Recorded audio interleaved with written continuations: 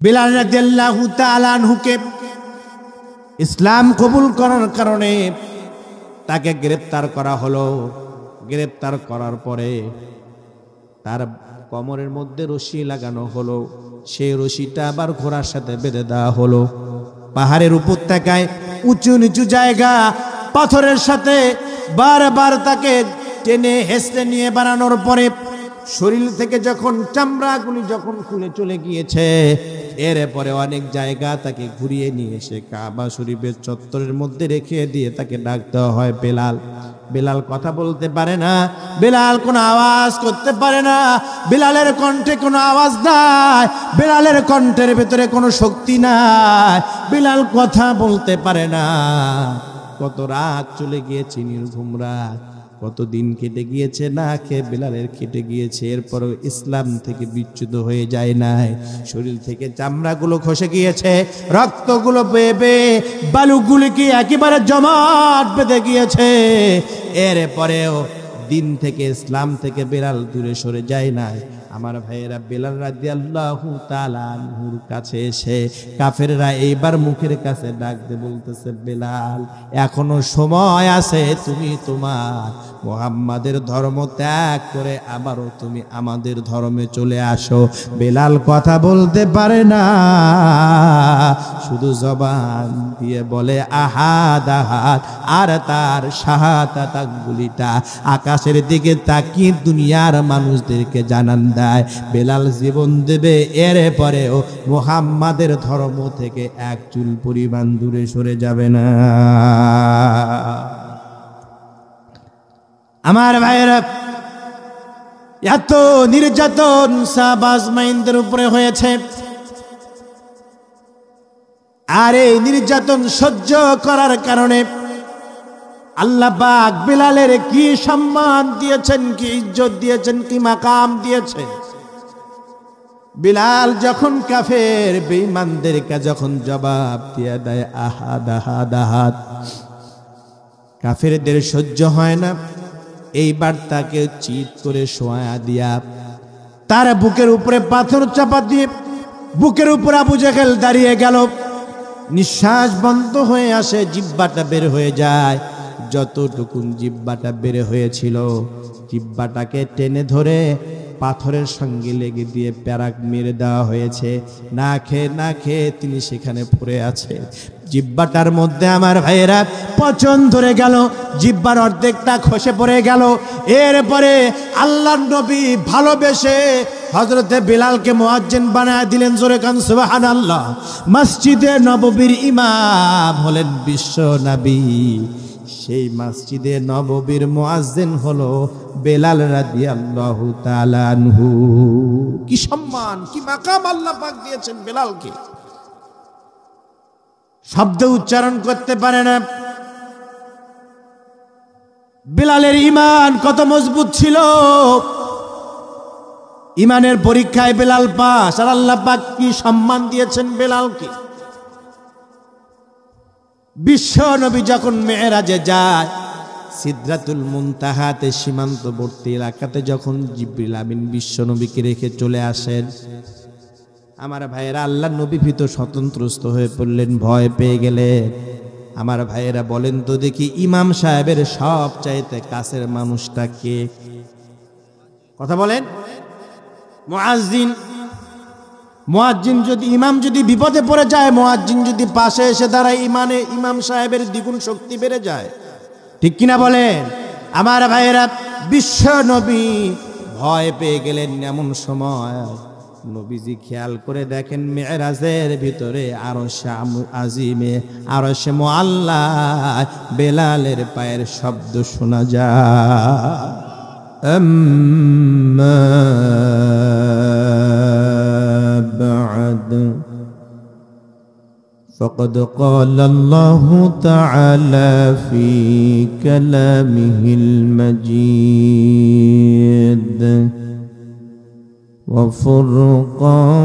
وفرقانه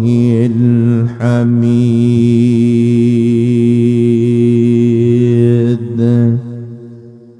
জবান খুলে মোহাব্বতের সাথে সকলে পড়ুন أعوذ بالله من الشيطان الرجيم بسم الله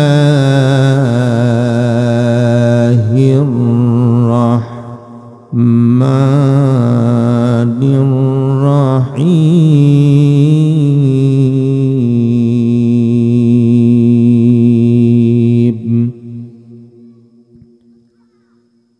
أحسب الناس أن يتركوا أن يقولوا آمنا وهم لا يفتنون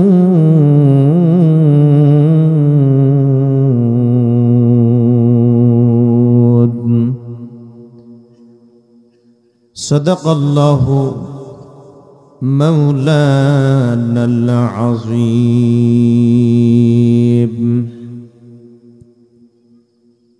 وقال تعالى في شان حبيبه إن الله وملائكته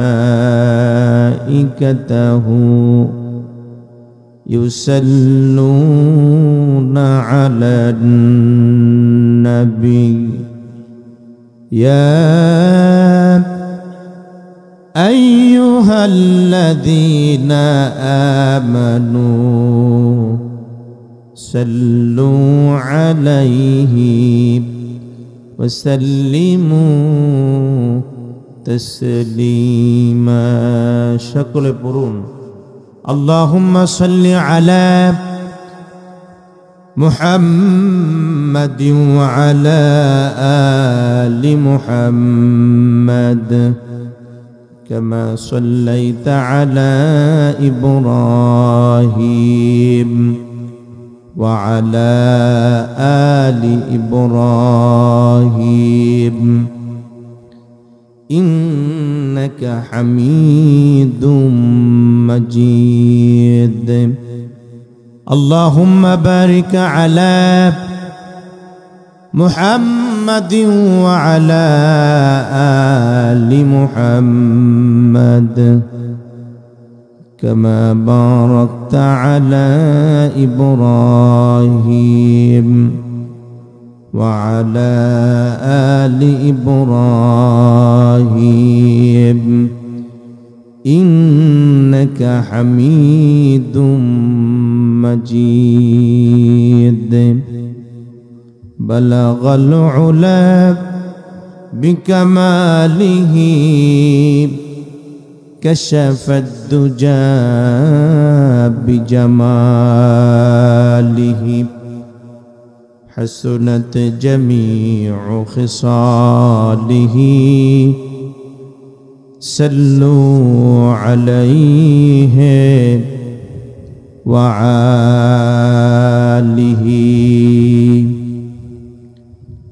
তুমি আসমানে থাকো প্রভু আমি জমিনে তবু তোমারি প্রেম জামে হৃদয় গহীনে তুমি আসমানে থাকো প্রভু আমি জমিনে তবু তোমারি প্রেম জামে হৃদয় গহীনে আমি তোমারি গোলাম গো অন্য কারো না আলিমুল গায়ব তুমি মালিক রব্বানা আলিমুল গায়ব তুমি মালিক রব্বানা আল্লাহু আল্লাহু আল্লাহু আল্লাহ আল্লাহু আল্লাহু আল্লাহু আল্লাহ। তোমারি রহম ছাড়া বাঁচা বড় দায়, প্রতিদিনে প্রতিক্ষণে জড়িয়ে রাখো গো আমার।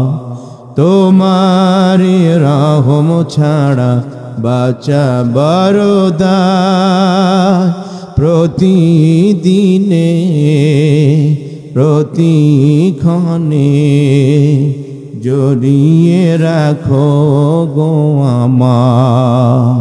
শত শত ভুল মাফ করে দাও, শত শত ভুল মাফ করে দাও, জানা কি অজানা। আমি তোমারি গোলাম গো, অন্য কারো না। আলিমুল গাইব তুমি, মালিক রব্বানা। আলিমুল গাইব তুমি, মালিক রব্বানা। আল্লাহু আল্লাহু আল্লাহু আল্লাহ, আল্লাহু আল্লাহু আল্লাহু আল্লাহ। তুমি আসমানে থাকো প্রভু, আমি জমিনে, তবু তোমারি প্রেম জামে হৃদয় গহীনে। আমি তোমারি গোলাম গো, অন্য কারো না।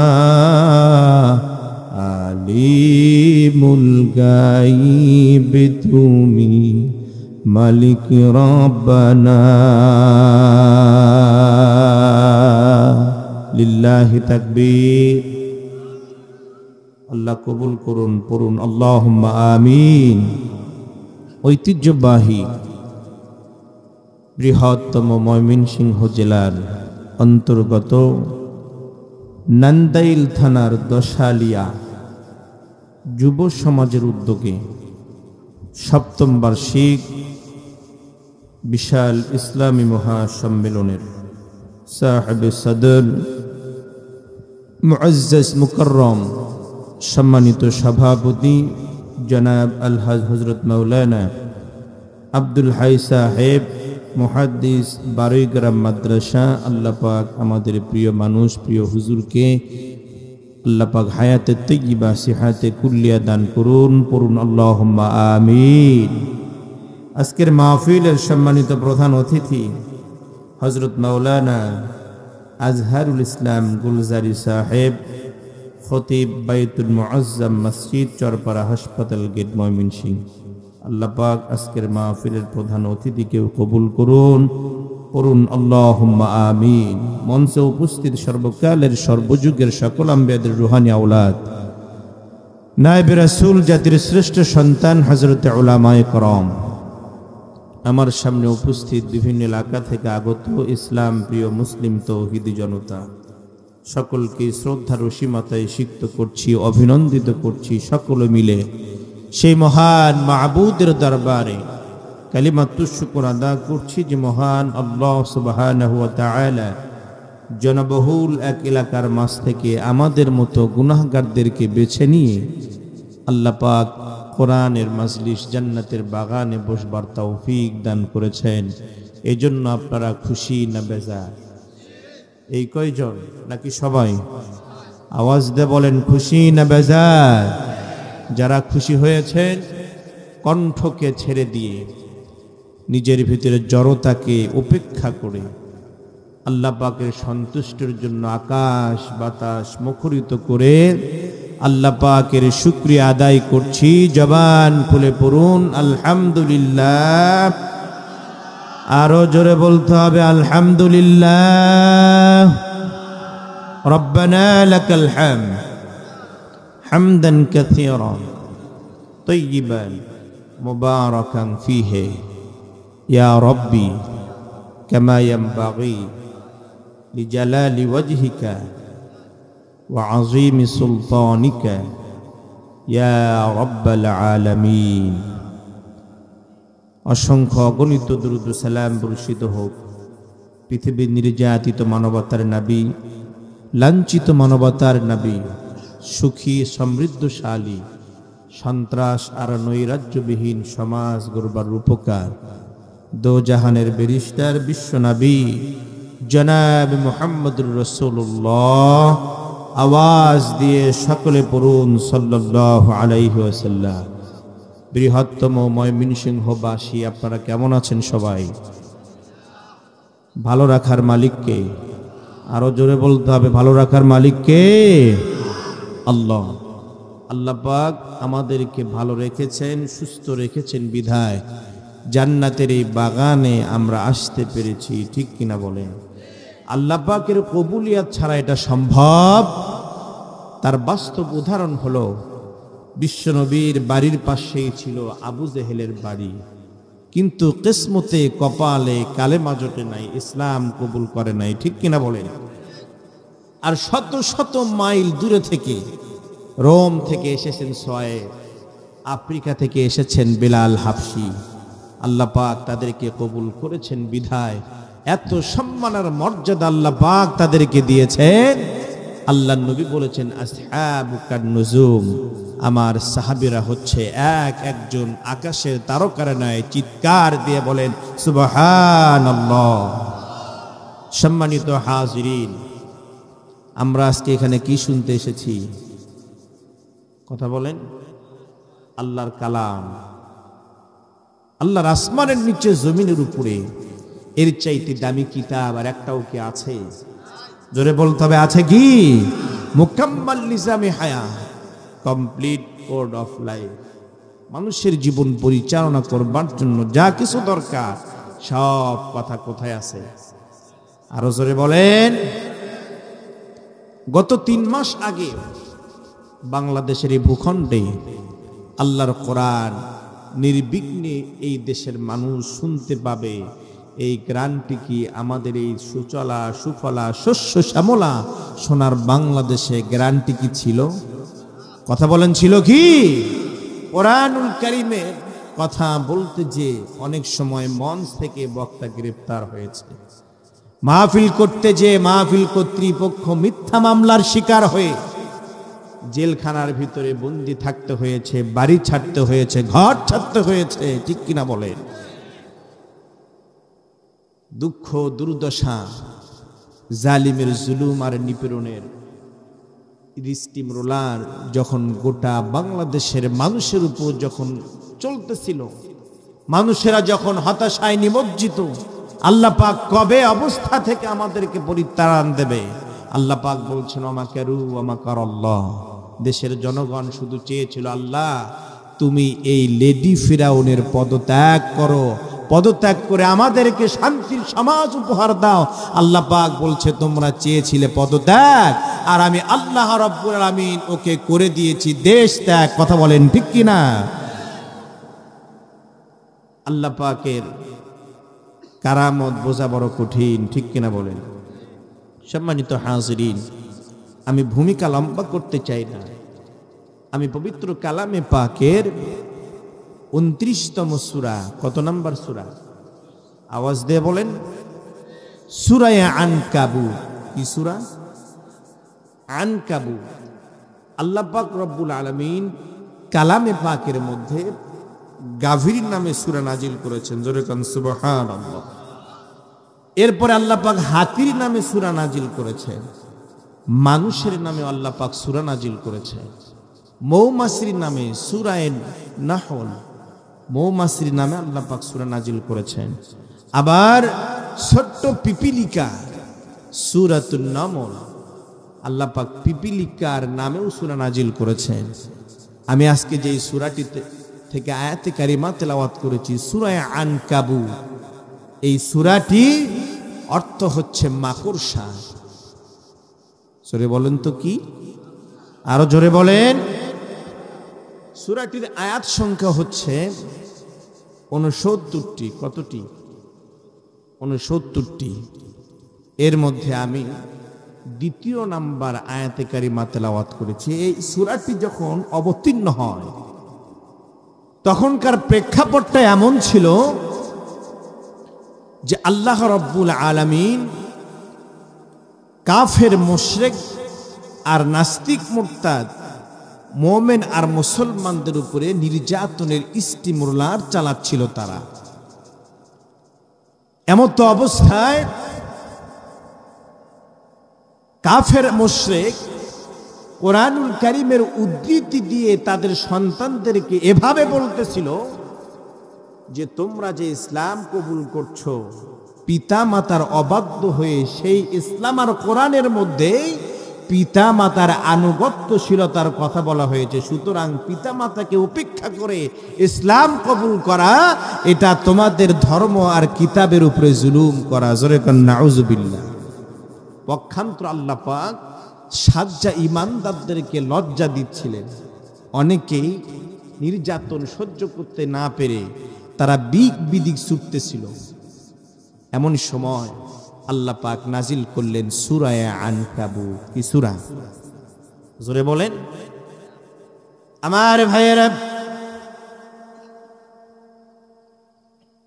কাফের বেঈমান মুশরিকরা মুসলমানদের উপরে যখন নির্যাতনের স্টিমুলার যখন চালিয়ে দিচ্ছিল, নির্যাতন আর অপমান কাফের বেঈমানদের সহ্য করতে না পেরে আল্লাহর নবীজির একজন জালিল কদর সাহাবী নাম হলো হযরতে খাব্বাব আল্লাহর নবীর কাছে এসে বলছেন। আল্লাহর নবী তখন কাবা শরীফের ছায়ায় তিনি আরাম ফরমাচ্ছিলেন। খেজুর পাতার বিছানায় শুয়ে আল্লাহর নবী তিনি ঘুমাচ্ছিলেন, বিশ্রাম নিচ্ছিলেন। এমন সময় হযরতে খাব্বাব রাদিয়াল্লাহু তাআলা আনহু এসে আল্লাহর নবীকে ডেকে বলছেন, আলা তাদউ লানা আলা তাস্তানসিরু লানা, ওগো নবী আপনি কি আমাদের জন্য দোয়া করবেন না? আপনি কি রব্বে কারীমের নিকট আমাদের জন্য সাহায্য চাইবেন না? কারণ হলো আমরা তো মার খেতে খেতে শেষ হয়ে গেলাম, ক্ষুধার যন্ত্রণায় আমরা তো মরে যেতেছি। আর কতকাল আমরা নির্যাতন সহ্য করব? কবে আমাদের উপর আল্লাহ পাকের রহমত নেমে আসবে? আমার ভাইরা, হযরতে খাব্বাব ইবনে আতারের কথা শুনে আল্লাহর নবী উঠে বসলেন আর খাব্বাবকে ডেকে বলছেন, ও খাব্বাব শোনো, তোমার আগে এই জমিনে যারা দ্বীনের দায়ী হয়ে এসেছিল, যারা ইসলামী আন্দোলনের কর্মী ছিল, আল্লাহর দ্বীনকে যারা আল্লাহর জমিনে প্রতিষ্ঠিত করার আন্দোলন যারা করেছিল, তাদেরকে রাষ্ট্র শক্তি আর সমাজ শক্তি তাদেরকে ধরে ফেলতো। কি শক্তি? কথা বলেন। সমাজ শক্তি আর রাষ্ট্র শক্তি।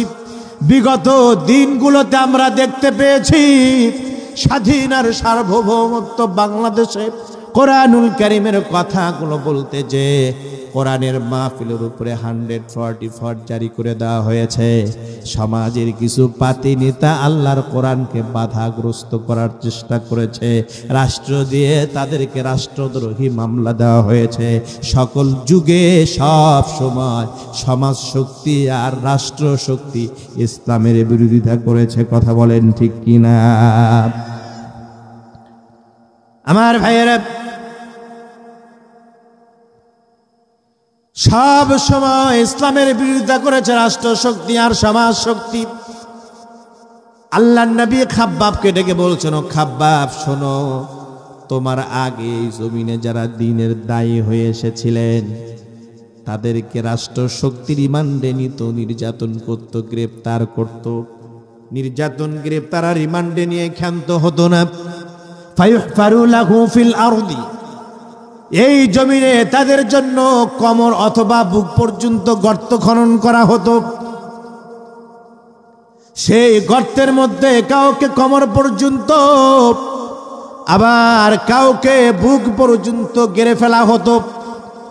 ফায়দা আলা রাসিহি, এরপরে গাছ কাটা করা টেনে এই জীবন্ত একটা মানুষের মাথার উপরে ধরা হতো। ইসলামী আন্দোলন করার কারণে, দ্বীনের কাজ করার কারণে কোরআনের দায়ী হওয়ার কারণে জীবন্ত একটা মানুষকে গাছ কাটা করাত দিয়ে ফেলে দ্বিখণ্ডিত করে দেওয়া হতো। ও খাব্বাব শোনো, সেই দিন আর বেশি দূরে নয়, যেই দিন ইয়ামেনের রাজধানী সানা থেকে শুরু করে নিয়ে হাজরামাউত পর্যন্ত গভীর রাত্রিতে মানুষেরা যাতায়াত করবে, কারো মনের মধ্যে কোনো ভয় থাকবে না। ব্যবসায়ীরা চলবে, নারী চলবে, শিশু চলবে, সওদাগররা চলবে, তারা তাদের সম্পদগুলো নিয়ে তাদের নির্দিষ্ট গন্তব্যস্থল পর্যন্ত চলে যাবে। কারো মনের মধ্যে কোনো ভয় থাকবে না, কেউ কারো কোনো ক্ষতি করবে না।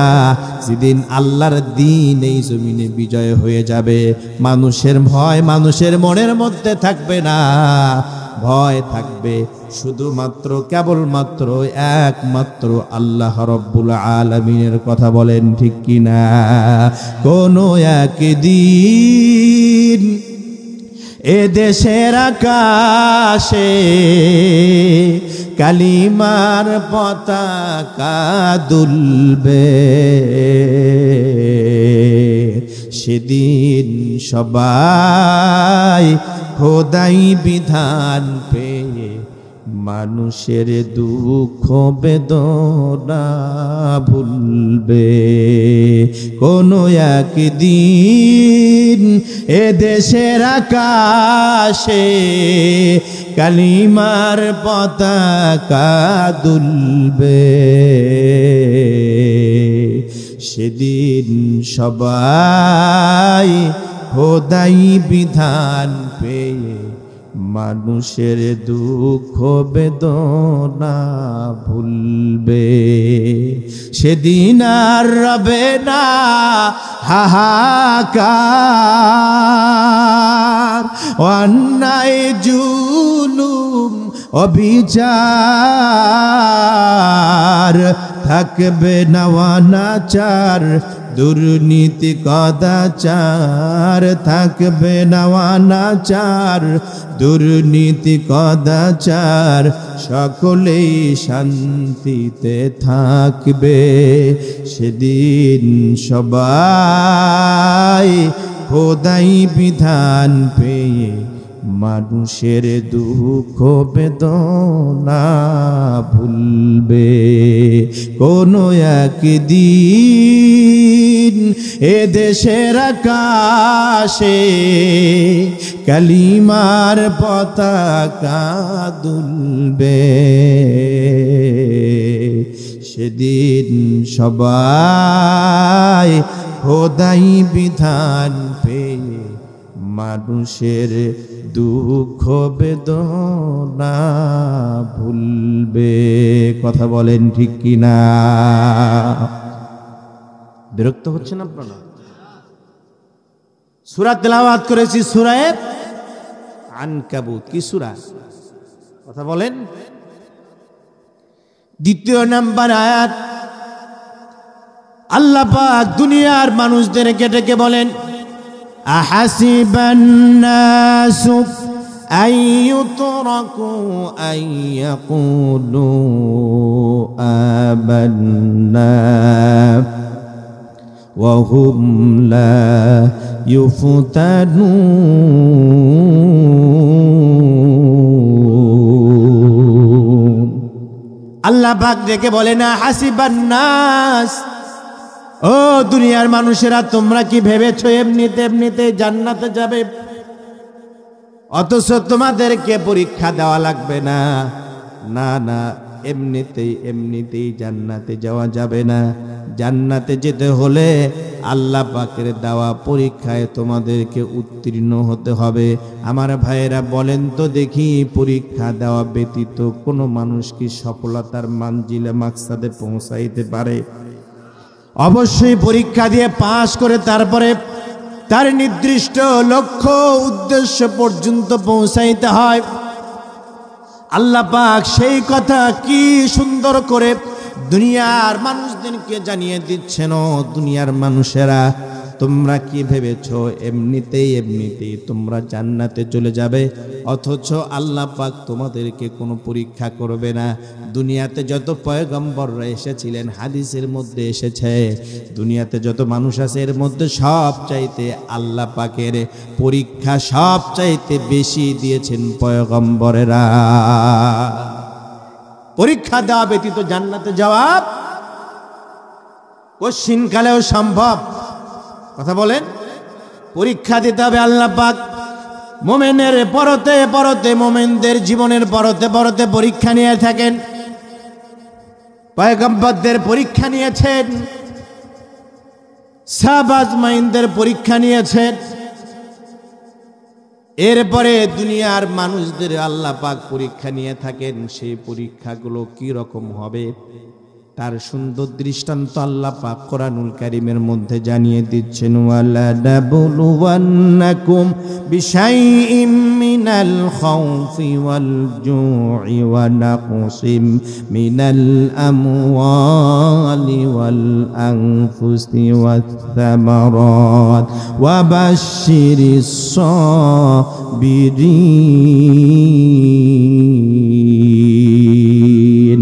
الذين إذا أصابتهم مصيبة قالوا إنا لله وإنا إليه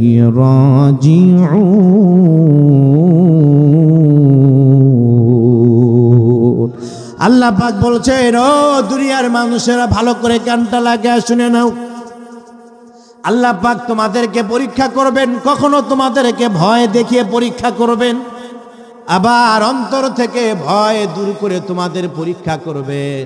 আবার কাউকে ক্ষমতায় বসিয়ে পরীক্ষা করবেন, আবার কাউকে ক্ষমতা থেকে হটিয়ে আল্লাহ পাক পরীক্ষা করবেন, আবার কাউকে সম্মান দিয়ে পরীক্ষা করবেন, কাউকে বেইজ্জতি করে পরীক্ষা করবেন, আবার কাউকে চিন্তা দিয়ে পরীক্ষা করবেন, আবার কাউকে দুশ্চিন্তা মুক্ত করে আল্লাহ পাক পরীক্ষা করবেন, আবার কাউকে আল্লাহ পাক ছেলে দিয়ে পরীক্ষা করবেন, আবার কাউকে আল্লাহ পাক মেয়ে দিয়ে পরীক্ষা করবেন, আবার কাউকে আল্লাহ পাক ছেলেও দেয় না মেয়েও দেয় না, নিঃসন্তান অবস্থায় রেখে দেয়, আবার কাউকে আল্লাহ পাক ছেলে আর মেয়ে এই দুই মিলিয়ে উভয় লিঙ্গর জাতিতে পরিণত করে আল্লাহ পাক তার বান্দাদেরকে পরীক্ষা নিয়ে থাকেন। কথা বলেন ঠিক কিনা? আমার ভাইয়েরা, এই দুনিয়াতে দেখা যায় কোন মানুষ শুধু ছেলে চায়, কিন্তু আল্লাহ পাক তাকে ছেলে দেয় না, শুধু মেয়েই দেয়। ছেলের আশায় করতে করতে একটা দুইটা নয়, 7টা 8টা পর্যন্ত ছেলে হয়ে গিয়েছে, ঠিক কিনা বলেন?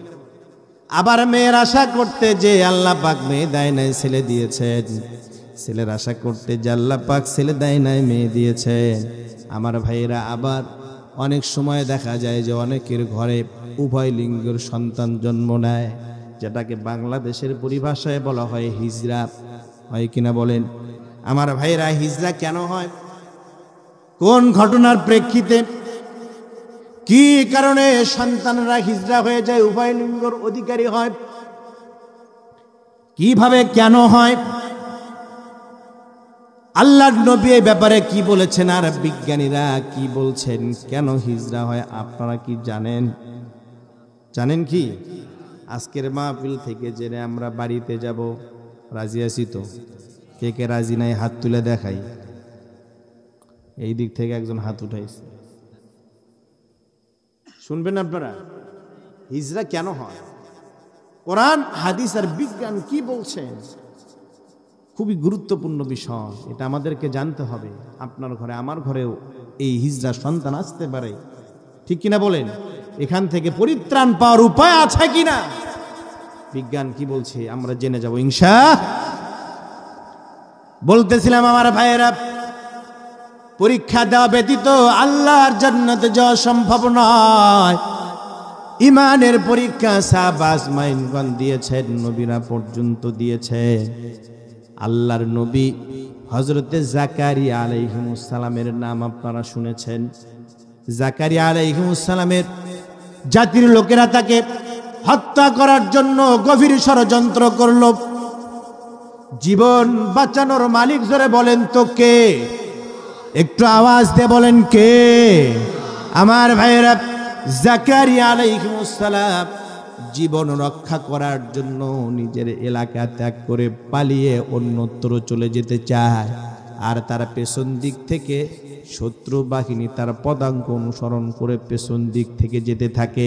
জাকারিয়া আলাইহিস সালাম যখন দেখতে পান তার শত্রুরা একেবারে তার নিকটে চলে এসেছে, পালাবার আর কোনো রাস্তা নাই, জাকারিয়া আলাইহিস সালাম সামনে ছিল বিশাল আকারের একটা গাছকে নির্দেশ দিয়েছে, ও আল্লাহর সৃষ্টি, তুমি দ্বিখণ্ডিত হয়ে যাও, আমি তোমার ভিতরে আশ্রয় নিতে যাই।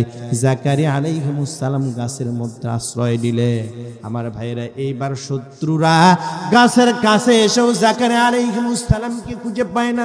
শয়তান এইবার নেক্সট মুহূর্তে এসে শত্রু বাহিনীকে বলে দেয়, তোমরা জাকারিয়াকে তন্ন তন্ন করে খুঁজতেছো, অথচ জাকারিয়া তোমাদের সামনে বলে কোথায়, আমরা তো দেখতে পাই না।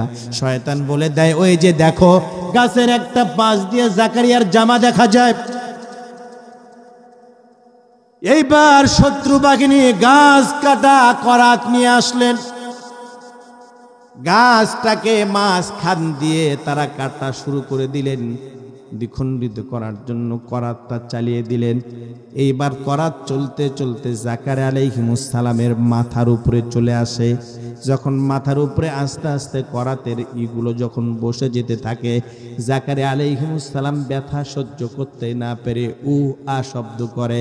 আল্লাহ পাক জিবরিল আমিনকে পাঠায় দিয়ে বললেন, ও জিবরিল, যাও যাও আমার নবী জাকারিয়া আলাইহিস সালামকে জানিয়ে দাও, জাকারিয়া তো মাখলুকের কাছে সাহায্য চেয়েছে, মাখলুকের রবের কাছে সাহায্য চাই নাই। সুতরাং জাকারিয়া যেহেতু মাখলুকের কাছে সাহায্য চেয়েছে, জাকারিয়া যদি তার নবুয়তের নামটা যদি রক্ষা করতে চায়, শত্রু বাহিনী জাকারিয়াকে করাত দিয়ে ফেরে দ্বিখণ্ডিত করবে। ও শব্দটা যদি জাকারিয়া তার জবান থেকে বের করে, আমি আল্লাহ পাক জাকারিয়ার নামটা নবুয়তের দপ্তর থেকে কেটে দেব। গাছ পেটে দ্বিখণ্ডিত হয়ে গেল। জাকারিয়া আলাইহিস সালাম ও শব্দটা পর্যন্ত করেন না ঈমানের পরীক্ষা, ঠিক কিনা বলেন? যুগে যুগে পয়গম্বররা ঈমানের পরীক্ষা দিয়েছেন। দুনিয়ার মানুষদের আল্লাহ পাক পরীক্ষা নেন। এই জন্য আল্লাহ পাক বলেন, আহাসিবান নাসু আইয়ুতরাকু আইয়াকুলু আমান্না ওয়া হুম লা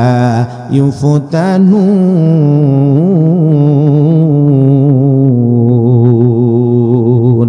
ছুটে আয় শাহজালালের নির্ভীকি সৈনিকেরা, খতম কর গোবিন্দরই চালাচার মুন্ডাগুলা। অলিদের এই ভূমিতে, অলিদের এই ভূমিতে বিপ্লবেরই মশাল জ্বালা। ছুটে আয় শাহজালালের নির্ভীকি সৈনিকেরা, খতম কর গোবিন্দরই চালাচার মুন্ডাগুলা। শাহজালালের স্বপ্ন ছিল আল কোরআনের জ্বলবে আলো, শাহজালালের স্বপ্ন ছিল আল হাদিসের জ্বলবে আলো। সেই আলো ছড়িয়ে দিতে, সেই আলো ছড়িয়ে দিতে বিপ্লবেরই মশাল জ্বালা। ছুটে আয় শাহজালালের নির্ভীকি সৈনিকেরা, খতম কর গোবিন্দরই চালাচার মুন্ডাগুলা। অলিদের এই ভূমিতে, অলিদের এই ভূমিতে বিপ্লবেরই মশাল জ্বালা। ছুটে আয় শাহজালালের নির্ভীকি সৈনিকেরা। লিল্লাহি তাকবীর। যুগে যুগে আপনারা বিরক্ত হচ্ছেন? অল্প সময় আরেকটু নিলে কি কষ্ট হবে আপনাদের? পরীক্ষা নিয়েছেন আল্লাহ পাক যুগে যুগে। এই পরীক্ষা আমরা দিতে রাজি আছি না? আমার ভাইয়েরা, সাহাবা আজমাইনগণ ঈমানের পরীক্ষা দিয়েছেন দিন কবুল করার কারণে, ইসলাম কবুল করার কারণে, কালেমা কবুল করার কারণে। কেউ বাড়ি ছাড়া হয়েছেন, কেউ ঘর ছাড়া হয়েছেন, কেউ সম্পদ থেকে বঞ্চিত হয়েছেন, কেউ হারিয়েছেন পা, কেউ হারিয়েছেন হাত, কেউ জীবন দিয়েছেন, পঙ্গুত্ব বরণ করেছেন। দীর্ঘ আন্দোলন আর সংগ্রামের ফলে সাহাবা আজমাইনদের রক্তের বিনিময়ে আল্লাহ পাক জমিনের দিনকে প্রতিষ্ঠিত করেছেন। আমার ভাইয়েরা, সেই সাহাবা আজমাইনদের যুগের মতো ইমানের পরীক্ষা আমাদের দেওয়া লাগে না, কিন্তু আমাদের ইমানের পরীক্ষার সময় আসে হলো নির্বাচনের সময়, ঠিক কিনা বলেন? আসে না?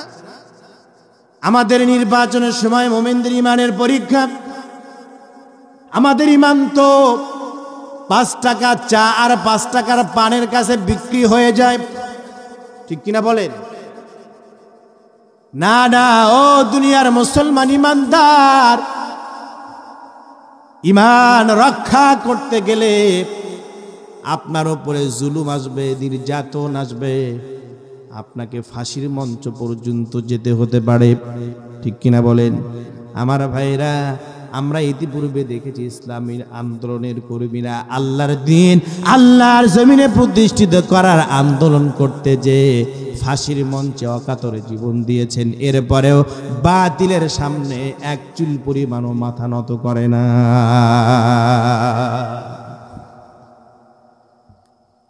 ও দুনিয়ার মুসলমান ইমানদার, এই জন্য আমাদেরকে সদা সর্বদা ইমানের পরীক্ষা দেওয়ার ব্যাপারে প্রস্তুত থাকতে হবে, ঠিক কিনা বলেন? যাতে শয়তানের প্ররোচনায় আর কাফের বেঈমান মুশরিকরা আমাদের ইমানগুলো ছিনিয়ে নিয়ে যেতে না পারে। ইসলামের প্রথম শহীদ হয়েছিলেন একজন মহিলা, ঠিক কিনা বলেন? নাম তার কি? সুমাইয়া রাদিয়াল্লাহু তাআলা আনহা। আমার ভাইয়েরা লক্ষ্য করুন, গভীর মনোযোগ দেন। ও আমার নান্দাইল ময়মনসিংহের মুসলমান ভাইয়েরা, সুমাইয়া রাদিয়াল্লাহু তাআলা আনহার কি ঈমান, কি ঈমান! ইসলাম কবুল করেছেন। ইসলাম কবুল করার কারণে তাকে গ্রেফতার করা হলো, রিমান্ডে না হলো, রাষ্ট্রদ্রোহী মামলা দেওয়া হলো, কাবা শরীফের চত্বরে নিয়ে আসা হলো সুমাইয়া রাদিয়াল্লাহু তাআলা আনহাকে। আবুল আহাব, উতবা, সাইবা, মুগীরা সামনে দাঁড়িয়ে জিজ্ঞেস করতেছেন, সুমাইয়া তুমি কি মুসলমান হয়েছো?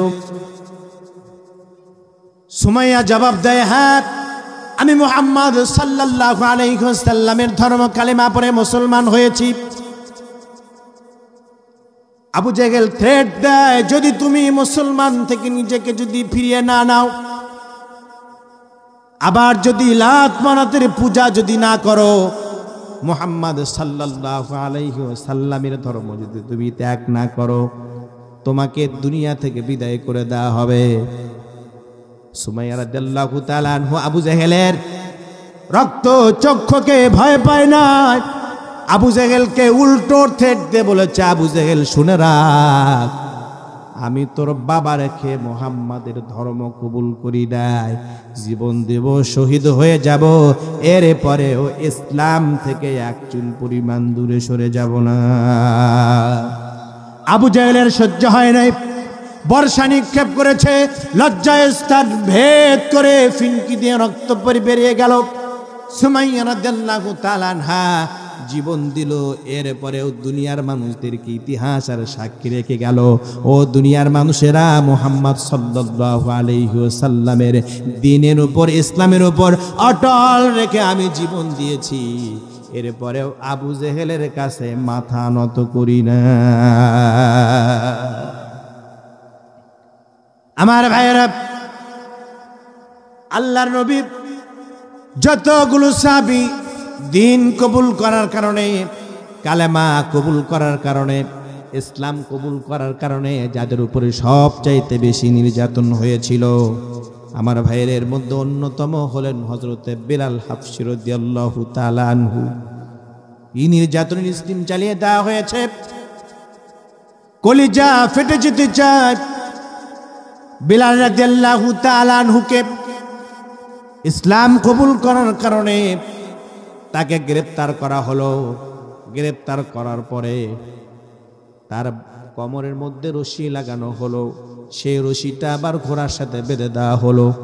পাহাড়ের উপত্যকায় উঁচু নিচু জায়গা, পাথরের সাথে বারবার তাকে টেনে হেসড়ে নিয়ে বানানোর পরে শরীর থেকে যখন চামড়াগুলি যখন খুলে চলে গিয়েছে, এরপরে অনেক জায়গা তাকে ঘুরিয়ে নিয়ে এসে কাবা শরীফের চত্বরের মধ্যে রেখে দিয়ে তাকে ডাক দেওয়া হয় বেলাল। বেলাল কথা বলতে পারে না, বেলাল কোনো আওয়াজ করতে পারে না, বেলালের কণ্ঠে কোনো আওয়াজ নাই, বেলালের কণ্ঠের ভেতরে কোনো শক্তি নাই, বেলাল কথা বলতে পারে না। কত রাত চলে গিয়েছে, নির্ঘুম রাত, কত দিন কেটে গিয়েছে, না খেয়ে বেলালের কেটে গিয়েছে, এরপরও ইসলাম থেকে বিচ্যুত হয়ে যায় নাই। শরীর থেকে চামড়াগুলো খসে গিয়েছে, রক্তগুলো বেয়ে বেয়ে বালুগুলিকে একেবারে জমাট বেঁধে গিয়েছে। এরপরেও দিন থেকে, ইসলাম থেকে বেলাল দূরে সরে যায় নাই। আমার ভাইয়েরা, বেলাল রাদিয়াল্লাহু তাআলা আনহুর কাছে এসে কাফেররা এইবার মুখের কাছে ডাক দিয়ে বলতেছে, বেলাল এখনো সময় আছে, তুমি তোমার মুহাম্মাদের ধর্ম ত্যাগ করে আবারও তুমি আমাদের ধর্মে চলে আসো। বেলাল কথা বলতে পারে না, শুধু জবান দিয়ে বলে আহাদ আহাদ, আর তার শাহাদাত আঙ্গুলিটা আকাশের দিকে তাকিয়ে দুনিয়ার মানুষদেরকে জানান দেয় বেলাল জীবন দেবে, এর পরেও মুহাম্মাদের ধর্ম থেকে এক চুল পরিমাণ দূরে সরে যাবে না। আমার ভাইয়েরা, এত নির্যাতন সাহাবা আজমাইনদের উপরে হয়েছে, আর এই নির্যাতন সহ্য করার কারণে আল্লাহ পাক বেলালের কি সম্মান দিয়েছেন, কি ইজ্জত দিয়েছেন, কি মাকাম দিয়েছেন। বেলাল যখন কাফের বেঈমানদেরকে যখন জবাব দিয়ে দেয় আহাদ আহাদ আহাদ, কাফেরদের সহ্য হয় না। এইবার তাকে চিৎ করে শোয়া দিয়া তার বুকের উপরে পাথর চাপা দিয়ে বুকের উপর আবু জেহেল দাঁড়িয়ে গেল। নিঃশ্বাস বন্ধ হয়ে আসে, জিহ্বাটা বের হয়ে যায়।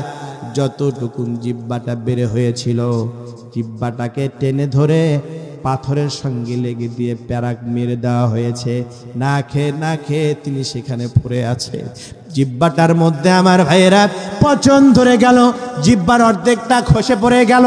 এরপরে আল্লাহর নবী ভালোবেসে হযরতে বেলালকে মুয়াজ্জিন বানায় দিলেন। জোরে কান সুবহানাল্লাহ। মসজিদে নববীর ইমাম হলেন বিশ্ব নবী। সেই মসজিদে নববীর মুয়াজ্জিন হলো বেলাল রাদিয়াল্লাহু তাআলা আনহু। কি সম্মান, কি মাকাম আল্লাহ পাক দিয়েছেন বেলালকে। শব্দ উচ্চারণ করতে পারে না। বেলালের ঈমান কত মজবুত ছিল। ঈমানের পরীক্ষায় বেলাল পাস, আর আল্লাহ পাক কি সম্মান দিয়েছেন বেলালকে। বিশ্ব নবী যখন মেরাজে যায়, সিদরাতুল মুনতাহাতে সীমান্তবর্তী এলাকাতে যখন জিবরিল আমিন বিশ্ব নবীকে রেখে চলে আসেন, আমার ভাইয়েরা আল্লাহ নবী ভীত স্বতন্ত্রস্ত হয়ে পড়লেন, ভয় পেয়ে গেলেন। আমার ভাইয়েরা বলেন তো দেখি, ইমাম সাহেবের সব চাইতে কাছের মানুষটা কে? কথা বলেন। মুয়াজ্জিন। মুয়াজ্জিন যদি, ইমাম যদি বিপদে পড়ে যায়, মুয়াজ্জিন যদি পাশে এসে দাঁড়ায়, ইমাম সাহেবের দ্বিগুণ শক্তি বেড়ে যায়। ঠিক কিনা বলেন? আমার ভাইয়েরা, বিশ্ব নবী ভয় পেয়ে গেলেন। এমন সময় নবীজি খেয়াল করে দেখেন মেরাজের ভিতরে আরশে আজিমে, আরশে মুআল্লা বেলালের পায়ের শব্দ শোনা যায়। নবীজি মেরাজ থেকে ফিরে আসলেন, বেলালকে ডাকলেন, ও বেলাল, জিবরিল আমিন যখন আমাকে সিদরাতুল মুনতাহায় আরশে আজিমে যখন রেখে আসলেন, আমি ভয় পেয়ে গিয়েছিলাম। সেই সময় আমি বেলাল তোমার পায়ের শব্দটা শুনতে পেয়েছি। বেলাল, আমাকে বলো তো দেখি, দুনিয়াতে কি আমল করেছো যে আমলের কারণে আল্লাহ পাক আমাকে তোমার পায়ের শব্দ আরশে আজিমে শোনায় দিয়েছে। বেলাল ডেকে বলে, নবী গো, কি আমল করব, কি আমল করব? আমার টাকা নাই, পয়সা নাই, আমার চেহারাটাও সুন্দর নয়, কালো কুৎসিত মানুষ, আমি আফ্রিকার দেশের মানুষ, আমাকে কেউ ভালোবাসতেও চায় না, এত খারাপ চেহারা আমার। আমি তো শুধু আমার মাওলার দিদার পেতে চেয়েছি। আমি যখন অপবিত্র হয়েছি, গোসল করে নিয়েছি, অপবিত্র হয়েছি, ওযু করে নিয়ে পবিত্রতা অর্জন করেছি। আর পবিত্রতা অর্জন করে নেওয়ার পর সাথে সাথে আমি 2 রাকাত সালাত আদায় করে নিয়েছি। আল্লাহ নবী বললেন, বেলাল আর বলতে হবে না, আমি বুঝে গিয়েছি তোমার এই আমলের কারণে আল্লাহ পাক আরশে আজিমে তোমার পায়ের শব্দ আমার কান পর্যন্ত পৌঁছে দিয়েছে। ইসলামের সুসময় চলে আসলো, আর কোনো যুদ্ধ নাই, আর কোনো বিগ্রহ নাই, আর শাহবাজ মাইনদের রক্ত দেওয়া লাগে না। শাহবাজ মাইনরা দিনকে তারা ইসলামের বিধিবিধানগুলো তারা নির্ভয়ে পালন করতেছে। ইসলামের সোনালী যুগ চলে আসলো। এমন সময় একদিন অনেকগুলি সাহাবী আল্লাহর নবীর কাছে যে বলছে, ওগো পয়গম্বর, এখন তো ইসলামের সোনালী যুগ চলে আসছে, বেলাল এখন আজান দিলে পরে আজানটা ভালোভাবে বোঝা যায় না। ওগো নবীজি, অসংখ্য সাহাবীরা একমত পোষণ করেছে বেলালকে যেন মুয়াজ্জিন থেকে যেন অব্যাহতি দেওয়া হয়, ভালো একজন মুয়াজ্জিন কি যেন নিয়োগ দেওয়া হয়। বিশ্বনবী শাহবাজ মাইনদের কথার জবাব দেয় না। একদিন, 2 দিন, 3 দিন অতিবাহিত হয়ে যায়।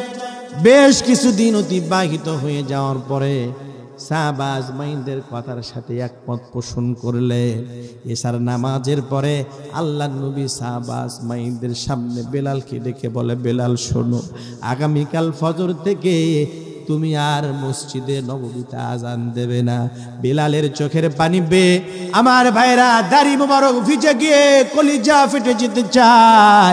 যেই নবীর জন্য এত মায়া, ইসলাম কবুল করার কারণে বেলাল জিহ্বাটা হারিয়েছে, বেলাল পিঠের চামড়াটা হারিয়েছে পর্যন্ত এত আঘাত সহ্য করেছে বেলাল। আল্লাহর নবী আমাকে মোহাব্বত করে মসজিদ নবীর মুয়াজ্জিন বানিয়ে দিয়েছেন, আর আজকে আল্লাহর নবী আমাকে মুয়াজ্জিন থেকে অব্যাহতি দিয়ে দেয়। হাদিস শরীফের মধ্যে এসেছে, বেলালকে যখন আল্লাহর নবী এই কথা বলেন, আল্লাহর নবীর অনুভূতিটা এমন ছিল যেন নবীজির কলিজাটাও ফেটে যেতে চায়। আমার ভাইয়েরা, ফজরের নামাজে আজকে নতুন মুয়াজ্জিন আজান দেবে। সাহাবীরা নতুনের কণ্ঠে শুনে তারা নামাজ আদায় করবে। কেউ সারা রাত ধরে ঘুমায় না, নতুন মুয়াজ্জিনের আজান শুনবে। তদানীন্তন সময় আজান শোনার পরে সুবে সাদেক হওয়ার পরে তারা নামাজে দাঁড়িয়ে যেতেন। রাত সময় অতিবাহিত হয়ে যায়, দীর্ঘ রাত পর্যন্ত হয়ে গিয়েছে, এরপরেও সকাল হয় না, সুবে সাদেক হয় না। নতুন মুয়াজ্জিন আজান দিয়েছে, এরপরে পূর্ব আকাশে লাল আভা দেখা যায় না। আমার ভাইরা, সাহাবীরা অপেক্ষমান, আল্লাহর নবী অপেক্ষমান, কখন সুবে সাদেক হবে, কখন নামাজ শুরু হয়ে যাবে। আমার ভাইয়েরা সবাই অপেক্ষমান অবস্থায় আছে। এমন সময় আল্লাহ পাক জিবরিল আমিনকে পাঠায় দিয়ে বললেন, ও জিবরিল, যাও যাও আমার নবীকে জানা দাও, যতক্ষণ না পর্যন্ত বেলাল মসজিদ নববীতে আজান না দেবে ততক্ষণ পর্যন্ত আল্লাহ পাক জমিনের ভিতরে সুবহ সাদেক দেবে না। আমার ভাইয়েরা, আল্লাহর নবী শাহবাজ মাইনদেরকে বললেন, নবীজির অন্তরটা খুশিতে ভরে গেল। আল্লাহর নবী বললেন, ও আমার সাহাবীরা শুনে, মাত্র জিবরিল আমিন আমাকে বলে গেল, বেলাল যদি আজান না দেয় তাহলে আল্লাহ পাক সকাল হতে দেবে না। কারণ বেলালের আজানে শুধু দুনিয়ার মানুষেরা নামাজ আদায় করে না, আরো সে আজিমের ভিতরে আল্লাহর রহমতের ফেরেশতারা বেলালের আজান শোনার পরে তারা জামাতে নামাজ আদায় করে। লিল্লাহি তাকবীর। এই সম্মানের মাকাম আল্লাহ পাক কেন দিয়েছেন? শুধুমাত্র কেবলমাত্র ইমানের পরীক্ষায় পাস, ঠিক কিনা বলে? আমার ভাইয়েরা, যারা দুনিয়াতে মুমিন হবে, যারা দুনিয়াতে আল্লাহ পাকের খাঁটি গোলাম হবে, দুনিয়ার এই চাকচিক্য, দুনিয়ার এই রং তামাশা তাদের কাছে নিছক তামাশা ছাড়া আর কিছুই নয়, ঠিক কিনা বলেন? এগুলো লোভ লালসা আর এগুলো মরিচিকা ছাড়া কিছুই নয়। যারা মুমিন হবে, যারা মুত্তাকি হবে, তাদের দুনিয়ার কোনো চাহিদা থাকবে না, ঠিক কিনা বলেন? দুনিয়ার কোনো চাহিদা তাদের থাকবে না। তারা শুধুমাত্র চিন্তার চেতনা থাকবে রব্বে কারীমের নৈকট্য আর সান্নিধ্য লাভের কথা, বলেন ঠিক কিনা? তাদের জীবনের সব সময় ব্যয় করে দেবে আল্লাহ পাকের নৈকট্য লাভের জন্য। আমার ভাইরা, মুমিন তার জীবনের সব কিছু ব্যয় করে, সব কিছু বিসর্জন দিয়ে মুমিনের চাহিদা শুধু কেবলমাত্র একমাত্র আল্লাহ রব্বুল আলামিনের সন্তুষ্ট। এই জন্য আমার ভাইরা, মুমিনদেরকে আল্লাহ পাক পরীক্ষা করেন, আর এই পরীক্ষা আমাদেরকে পাস করতে হবে। আর এই জন্য আল্লাহ পাক থেকে বলেন, ও দুনিয়ার মানুষেরা শুনে রাখো, পরীক্ষা না দেওয়া পর্যন্ত আল্লাহর জান্নাতে যাওয়া যাবে না। হাসিবান নাসু আইয়ুতরাকু আইয়াকুলু আমান্না ওয়া হুম লা ইউফতানুন।